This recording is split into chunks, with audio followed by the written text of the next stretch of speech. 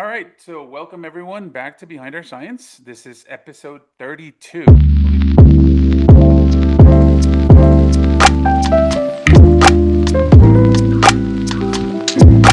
Surpassed the 30 mark episode, which is a fantastic landmark for us and something that we're very excited about because we continue to be able to provide content that allows for scientific conversation to happen that impacts our everyday lives. And so this episode is directly focused on Hispanic Heritage Month, and that is because everyone celebrates Hispanic Heritage Month their own way, but it's something important to highlight because a lot of us have Hispanic backgrounds, and that's something that we hope to be able to share with people as well as the science that comes behind it. So, with that in mind, today we're going to introduce, and we're very excited to have Dr. Alejandro Adam, who is an associate professor at the Department of Molecular and Cellular Physiology, as well as the Department of Ophthalmology at Albany Medical College, who serves as well as the immediate past president of the Histochemical Society. So, welcome, Alejandro. Thank you. It's a pleasure to be here. And we also have a very other important guest is Dr. Ramon Bossardi Ramos, who is an assistant professor in the Department of Molecular and Cellular Physiology at Albany Medical College. Welcome, Ramon. Thank you. Thank you for having me here today. And of course, we have Vic. How are you doing, Vic? I'm doing all right. Excited that it's Friday. Yeah, aren't we all? So thank you guys for coming to the podcast and being part of it. I know that we have some history together because we are part of societies that are of common interest to all of us: the American Society of Investigative Pathology and the Histochemical Society, which are also our funders and sponsors. So we are really much appreciated of both of those. But the important thing is we're going to highlight your connection, how Alejandro and Ramon are connected, and how it connects to Hispanic Heritage Month, but also highlighting your science. So the first question that I'll go into is, how do you two know each other, and how did your relationship come to be? Whoever wants to start.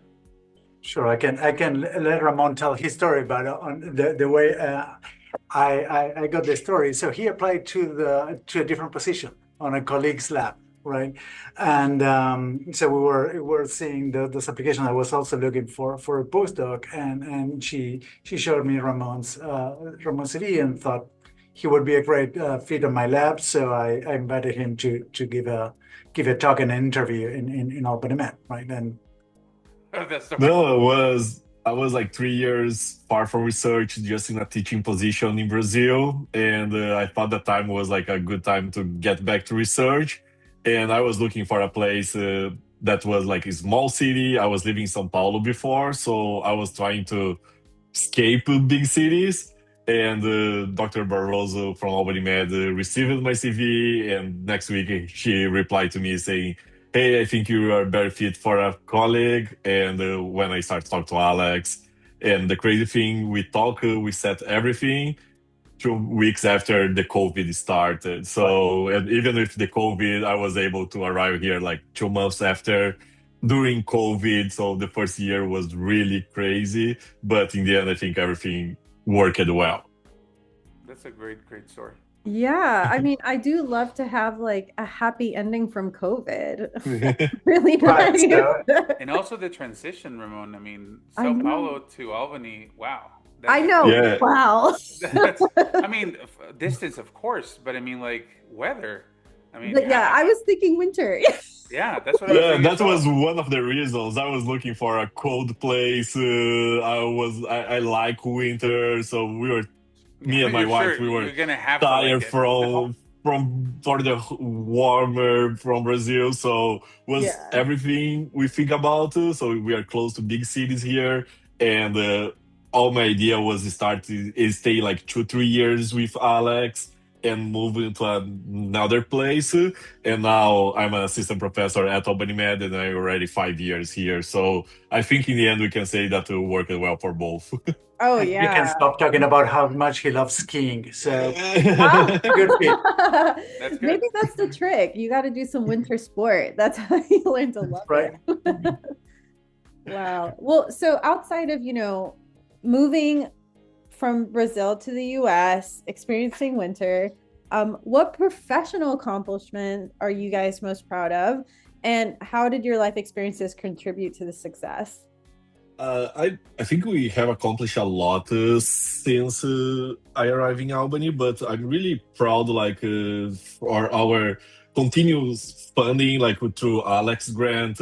I'm getting my first grant when I was a postdoc at the American Heart Association Career Development Award. So that showed to me we had like a great connection. We worked together. Alex pick each small thing that I was doing wrong and seeing like each grant that we apply and like that I'm applying by myself now and comparing to the first one, I can see like, okay, I'm growing, I'm getting better. And I think the other thing is the culture in the lab. We have like side by side labs. We collaborate a lot. My lab members are always working for Alex projects and vice versa. So we have like a really good place to work. Everybody always say that they like to be there. They are enjoying the time. So I think are the most things that I'm really proud that we achieved together. Right. And that's, thank you, Ramon, because that's really, really nice to hear. So, and you know, I'm older than him, so I'm you know, quite a few things that I can be proud of, right? And it's hard to pick one because I don't think once any specific accomplishment by itself can happen, right? So many of these aspects work together to drive us forward, right? So I'm of course very proud of our clinical relevant research program that we have, right? But that program couldn't be achieved without successful training of mentoring of new trainees, right? And Ramon, I think, is the best example for that. And another highlight for me is the ability that reaching a point in which I can then showcase young scientists, right? At national international conference in ASIP or HCS or NABO, and that is something I'm also very proud of, and I think it's part of the commitment I have to a very sustained research program, right? That goes beyond what I can do in the lab. Yeah, that's fantastic. Yeah, I think a lot of the what you just mentioned about becoming, I mean, you guys grew together based on serendipity, right? I mean, being close to those chances also increases and highlights how life during your career integrates with the things that happen out of nothing, right? I mean, just chance. And so a lot of the things that we also bring up to our careers is guided through like traditions or values that we have. And as I mentioned, Hispanic Heritage Month is important to us because I mean we have that in our background. But can you guys share a little bit about what type of traditions or values from your upbringing? And it doesn't have to be too deep, just something that has been important guiding your life and career choices? So hard work, right? So one thing that we learn being raised in Latin America is that nothing is really certain, right? So you need to work twice as hard just to ensure that in the next downturn, you're gonna stay afloat, right? That's it. So this not always the times are gonna be good times, and you need to work extra hard and no matter what, keep going, right? That grit and that hard work and that effort constantly is something that I was told by my parents, by a lot of people around, and I think down there, you know, it's the only way to survive, really. So, and it's something that you can bring here, and it's extremely useful, right? And truly, it's the only way to survive in science with a lot of hard work and grit. Yeah, grit for sure. And I think skin, right? I cannot agree more. I think hardworking, and maybe this is one of the reasons that we worked so well together when I was a postdoc, because I was never in one project, one experiment. We were always around all the places. And I think one of the things that I learned from my family was like education community. And one of the things that I always heard about was like success is not just a personal achievement, but how you contribute to the others' growth. So I think this is part of what I'm doing, like running a bioinformatics core, collaborating with many groups, running journal clubs, teaching for grad students. That was not of my part of my scope when as a postdoc. All this started a postdoc. Alex always supported this, even if I was getting time out of the lab to be teaching, running the bioinformatics course. But now with this network that we created, I can see like that worth a lot. So it's not just my growth, but like helping other people to grow together. Yeah, I often see that community is just really important to most people from Latin America or South America, and like the whole giving back or pay it forward thing, the whole you're not the only person in the room mentality seems to like be interwoven in that culture. So I love that, like that's something that you bring to the lab. And we see it a lot. Yeah. I mean, Vic and I have interviewed a bunch of people, and you see it when we've done a lot of these interviews. People that are certainly from underrepresented backgrounds, we just don't come here just to do it for ourselves. We do Right. it because we love the idea of again to pay it forward. But I think what resonates with me, Alejandro, and it's something that is really we strive to do as scientists is like, yeah, you have to do more than what other people or normally people do, right? But the other thing is like you have to challenge yourself to like, if you're going to come to the US or other places, Europe or other places that are not directly where you were born or you were growing up, you have to do the hard work. And I think that's something that we understand. We understand that it's going to be a struggle with a goal-oriented mindset that at the end of the day, as Ramon has now seen it 5 years later, you're an assistant professor coming out of a lab that really helped build that career. So that's really useful for people that are starting. Yeah. Yeah, and I think that the community, so we all have the very important family. Usually family is very important, right? So when we grow up, and I think there's also the concept of the chosen family, right? So you create your own new community, and it is, the success of everyone and each individual is the success of the whole group too, right? And this is a mentality that we continue. Yeah. And I think we try to do that in the lab because we have a multicultural lab, 10 people in the lab all the time, and we try to bring this to our day by day. So I think that is what moves us here too. That's amazing. I touching on this like service and community and sort of chosen family, what is the most significant barrier in STEM in your opinion today? And are there any specific tips or tricks that you guys use to battle it or address it, either within your institution or professional societies, or even a smaller level, like you mentioned in the lab, you guys have good camaraderie? Right. So I would say being here, so the biggest barrier is the cost of education, right? And I don't think that is specific to STEM, that is related to any education in here. But even in a place where education is free, right? Where I grew up in Buenos Aires, the University of Buenos Aires was free in theory, right? It's never really free, right? So you need to be able to support yourself with maybe with the odd job here and there, but not a full-time job. And you need to be able to pay all the books and everything. So it's only a privileged few that can really get that education. And that's something I always remember, right? That privilege. So it is something that many places do, and we do as well. So we have a lot of reach out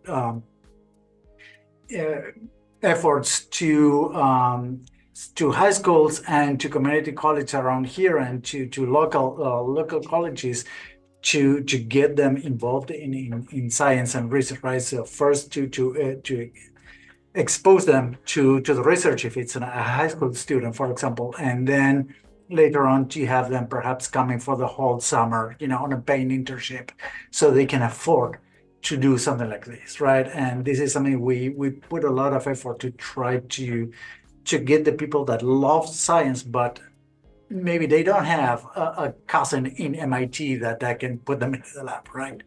Right. And I think that is one way that we can, again, pay forward, right? And promote that STEM education for somebody that doesn't have that advantage. through these paid internships. Because not everyone can afford not work on a summer. I mean, I know I can't. Right? So that's something we do, and for example with HCS, and I know ASIP has been doing that as well, is to reach out to places like ABRA camps. So we've been going to ABRA camps and let everyone and there know what all our offerings, right? So all the small grants, the travel awards, and everything that we can do to support their career, right? So those are all things that I hope make a dent in those limitations with STEP, right? Oh, they definitely do. Yeah, I agree 100% with Alex, and I think emphasizes like the society part of this, like ASIP promoting all the summer research programs to undergraduate students. I had like 2 students 2 years in a row. And you can see like the students participating in the lab, having some stipend, like having some money to the summer. Being in a research lab, we know it's hard to find this money sometimes. All the scholarships for the conferences that we are having, poster talks. So I think the society play an important role on this to try to make more accessible. But what Alex pointed is like the really true. Yeah, no. The societies play a crucial role, and I think through the societies, I mean, I met Ramon through ASIP, I met Alejandro through HCS, and I mean Vic, we met through ASIP. So a lot of it is interconnected, and I think through that we pair up with peers that are and become our mentors. And so one of the main things that I my next question was going to be about is there a specific mentor that you recall? And again, I don't want to open Pandora's box about like Alejandro and Ramon. I mean, of course, there's an interest there, right? But is there someone directly that influenced your career? And what I would like for you, if you can share that, is what exactly did you learn from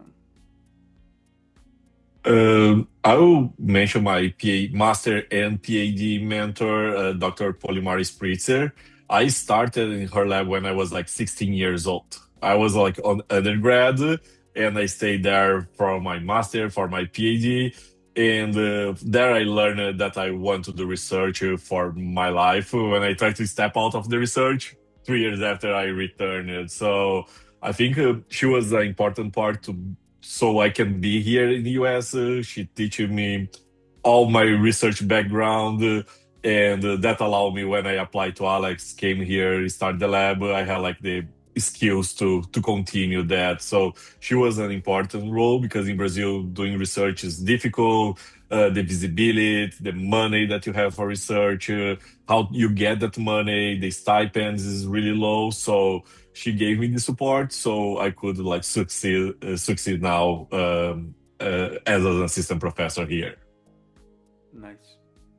Yeah, something similar story. So I always go back to my first mentor, Dr. Elisa Ball at the Rofo Institute. I started as an undergrad there and then stayed for my PhD. And she taught me a lot of things, right? So she told me how to be a scientist. She told me how to design well-controlled experiments, right? How to really do rigorous science. But much more than that, right? So she was an MD, or she is an MD.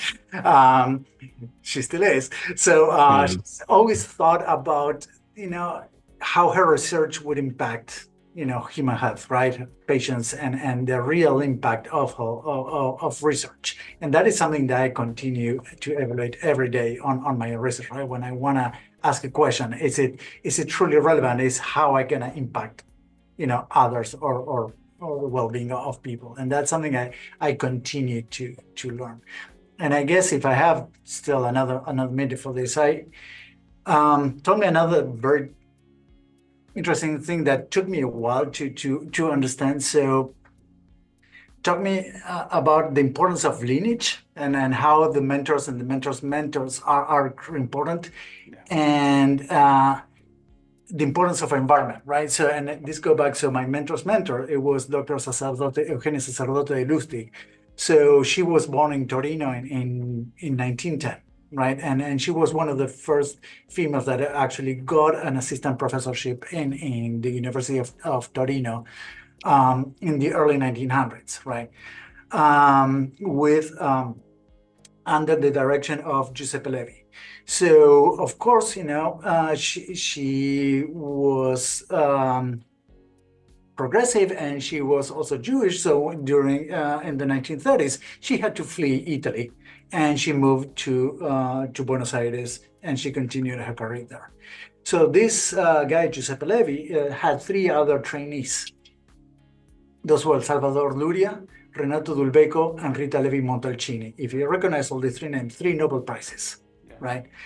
All three came to the United States. Yeah. All three came to the United States. Dr. Lustig went to Buenos Aires, right? And guess who didn't get the Nobel Prize? So, teaching is important, but also, the environment and the ability and the tools are important. The support for science is crucial, right? And especially now in this moment, science is in so much in attack. I think thinking about how crucial it is for the country to support research is something I cannot emphasize enough. I find it interesting. I mean, maybe it's because I'm a woman, and so anytime a woman gets snubbed for a Nobel Prize, I'm like, of course. No, but it is true that the environment really does play a huge role. And I have to say, Rita Levi Montalcini is a woman, right? So sorry, my bad. 2 and 2, right? Yeah. So I don't know. It is interesting that how important the environment can be to your success. So it plays into that. Even if you're an amazing scientist by yourself, without team or support or community or resources, you're not going to be impactful, right? Like, that is fascinating. So, you touched on mentorship and environment. How do you approach mentorship of scientists from underrepresented backgrounds? Like, knowing your background and like sort of the current climate in research right now. So, to be honest, not too differently than any other mentoring, right? So it's maybe I think a little bit more about the imposter syndrome and try to be a little bit more supportive in some aspect, right? And understand if there's another limitation. But otherwise, I don't think I do a lot more differently. I do have still very high standards for all, and I don't think I would do a good service to anyone lowering the standards just because there's some. But this is what perhaps I would keep in mind. So that imposter syndrome, that's something I carried for many years, and I probably still carry somewhere hidden in there, right? And this is something I understand that it could be a really big roadblock to the development, right? To promote that confidence in oneself. So that is something that I may take more into account. And of course, if coming from disadvantaged environments, you may need to be responsible for other things, right? And taking care of a parent or sibling or a niece or something, right? So there may be family or other commitments that you need to do. Or even if you're doing a master's, and maybe you need to take a second job, right? And understand that you may not be able to stay until 8 p.m. because that experiment is long, and I'll stay and finish it for you, or somebody will come up and do it, right? So those are things that you need to consider. But otherwise, the same standards, right? Because I think that's the only way to do good mentorship. Yeah, I agree with Alec, and I think understand the individual, because as he mentioned, people, they have different problems with the family or how they learned something. So understand each individual and try to get the best of them. I think it's important. There is no magic recipe that you can use for all the students or everyone in the lab, everybody work the same. So understand each one and how you can get the best of them. It's also really important, but I think the standards are the same for everybody. Just how we achieve that can be a little different.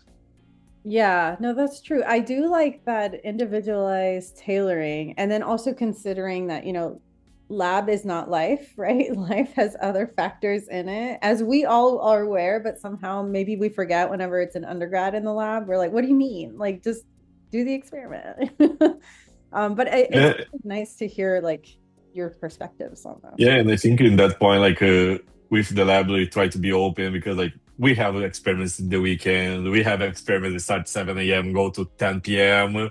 But like how we can manage the time between all the members and like make it easy to everyone, like. So I think these are important things in the conversation, not to put a huge experiment in someone. Hey, doesn't matter, you need to be here 12 hours, but no, we can like arrange and organize for everyone. One weekend, one has a party, so don't go to the lab, another will cover, and we change that next weekend. So it's always a talk in my lab about experiments, who will do that, and we try everyone knows what each one is doing, so we can help each other. I love that. I love collaborative community science. That's amazing. Like it, yeah, that's how my PhD lab ran, and I loved it. It was amazing. Like helping each other. Like you knew that someone was going to be there if you needed them. Like that is so clutch. And that's kind of like the family, the chosen family. Like I know at the drop of a hat, my family will be there for me. So it's that's really beautiful. Right, So and that takes also that everyone is involved in everybody else's work, right? So everybody yes. needs to know what is happening. Everybody needs to want to know. So there is a lot of work to build that and maintain that community. But once you get that going, right? So it has a lot of positive effects for everyone. Yeah. I mean, I'm after this, I might nitpick your brain on how to establish that because I have found that most of the labs I've done postdocs in, we work in vacuums, right? Like I have my project and like they might get a glimpse every once in a while, but no one is involved, right? So yeah, but that's, neither here nor there, which we can share with the listeners in the description of the episode. Sure. But Yeah. speaking on mentorship and networking and how crucial it is for all scientists, not just scientists from underrepresented backgrounds, how can we build stronger communities, much like y'all have in your labs, but outside of lab, so we can continue to face the climate that's very anti-science, anti-research funding, and the policy changes that are happening in the national level? I can start. Like, I think we need to talk about science. We need to deliver our message in a way that the non-scientist people can understand. So I'm trying, like, when I'm talking to my neighbors, I'm like, oh, I'm a assistant professor at Albany Med. My research is doing sepsis in long-term sequels. So I'm trying to explain them so they know like what we are doing and why this is important. So if you go to some dinner with friends and they ask you what you're doing, I'm a scientist and nothing else. No, like trying to explain in a way that they can understand and see why this is important. So I think this is what I'm trying to do at this moment. Is explain why what we do is important, why basic science is important, translational science. So I think that's what I'm trying to do at this moment.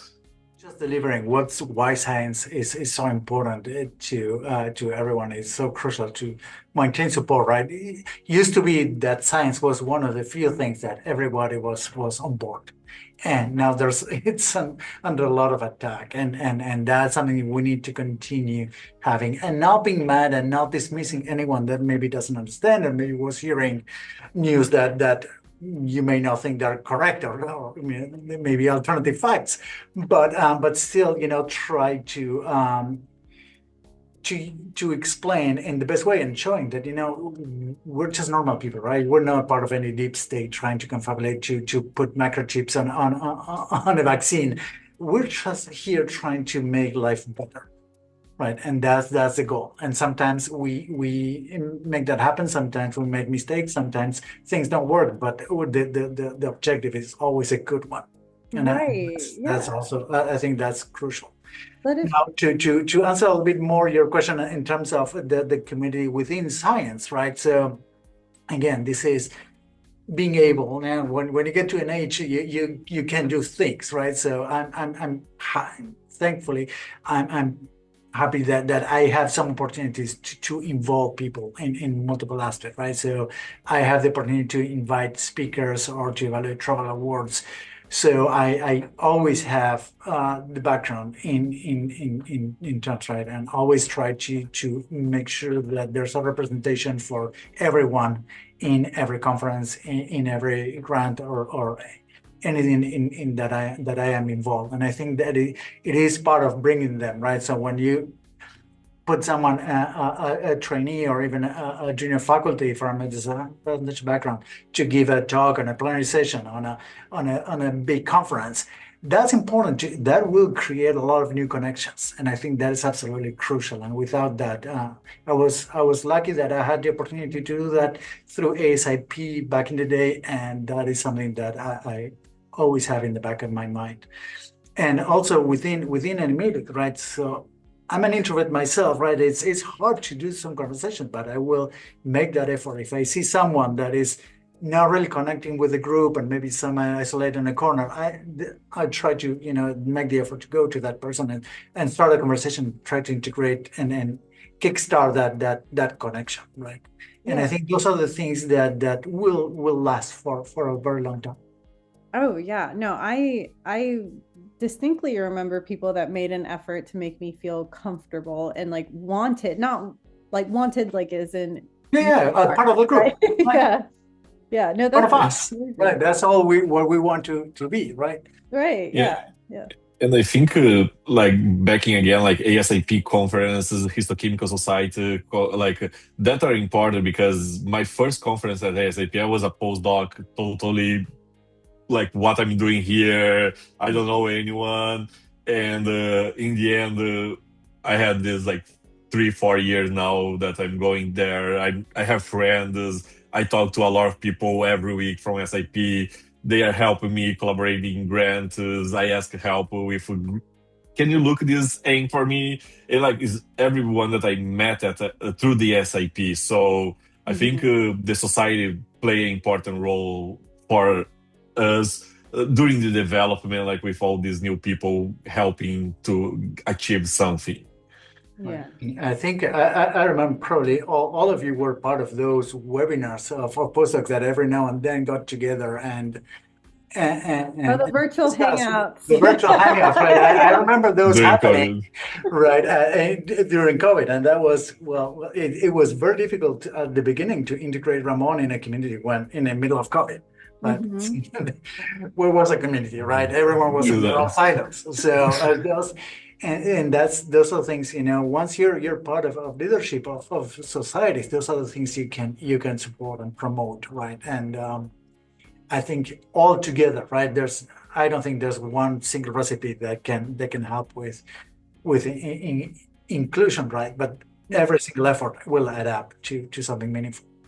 For sure. Thank you guys so much for all of your insight and sharing about your mentorship and like the next steps for us to continue building community. Like behind our science, we want to humanize scientists, and we want to be able to assist scientists in communicating their science. So it has been wonderful to get tips from y'all today. Thank you so much for having us. It's been a pleasure. And you guys did a great job from the beginning, and I'm very proud that ASIP and HCS continue to support this podcast, because it's really important. Thank you for the work you do. Yeah, thank you, Alejandro and Ramon. We're gonna let you guys go. Just one more question, because we want to have the Hispanic heritage portion of this, and just be a quick question. I know in my family, when it's like September 16th, we go all out on food and things like that. But I'm really close to Mexico. Like I can just walk probably there. I know you guys can't. So is there something that you guys miss from your home country that you would probably value this much this month? I don't know if particularly this month, and with something we don't particularly celebrate these dates in Buenos Aires, right? But it's the people, right? It's what you're talking about, community. It's the family and it's the friends, which is my excellent family, and it's the people I grew up with that I continue to interact every day. But that's what I really miss, right? Yeah, I agree. I think people food and have a community here in Albany. Like we have 16 Brazilians that we are hanging most of the weekend. So we create this community here that when we go to a place, they're like, oh, all these Brazilians together again. So we are loud, we speak Portuguese. So I think we can create like a micro place here that Yeah, we can it's a home remember away from home. home. Exactly. That's true. So that's wonderful. I mean, we're really happy that that we're able to share your story, Ramon and Alejandro, how you guys met and everything. I know that Vic, myself, as we have Hispanic heritage, this is a really important month. Not just because, I mean, there might be some celebrations here and there, but it really highlights the importance of having people that are in that same trajectory, that are related to what you do, but also that you're hearing not just about their lives, meaning like their scientific lives, that you hear the other stuff behind it. So it's really wonderful. So we really appreciate having you guys in the episode. For everyone listening, keep up with the episodes. Like I said, this is episode 32. We'll still have a couple more episodes in the rest of the year. And yeah, hope everyone has some happy holidays with November coming up, Thanksgiving and all. But we really appreciate it. Thank you guys for being in the episode. And for everyone else listening, stay curious. Right.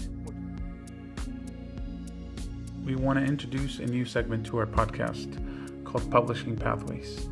So, as part of our efforts for advocating for scientific discovery and our mission to amplifying the human stories behind scientific discovery, we're highlighting and showcasing two of our societies that sponsor and fund us, the American Society for Investigative Pathology and the Histochemical Society, that each have flagship journals in which you're able to publish. And we want to be able to showcase this so that you can take advantages of a lot of their multiple perks, as well as their focus and ideal targets for articles that are showcased on each of them. We've also included information in Spanish and in Portuguese for each of these journals. The first one is the American Journal of Pathology, which is a great journal for looking at mechanistic studies, particularly of translational research, but importantly has major perks for people that are looking to contribute to a very highly cited journal. The other one is the Journal of Molecular Diagnostics, that as well has a very strong focus on molecular pathology, but it's ideal for genomic and transcriptomic studies. And this one has also major perks for a lot of the authors and also the people that are reading a lot of their journal papers. So importantly, take advantage of these, be able to go over them and take advantage of these as authors, but also as readers, to be able to showcase what is behind our science. And last but not least, the Journal of Histochemistry and Cytochemistry, which is the flagship journal of the Histochemical Society. Again, a core focus on microscopy and also multimodal imaging, but also there are major advantages for fees associated with publications, the importance of the feedback that you're able to receive as an author through this process, which is something that is also very meaningful nowadays, being able to receive criticism that actually helps foster scientific communication. So please take advantage of all of these, as well as follow us on all social media. You can see here all of our different avenues and streams. So be on the lookout for those, look after those, and follow us. Thank you very much.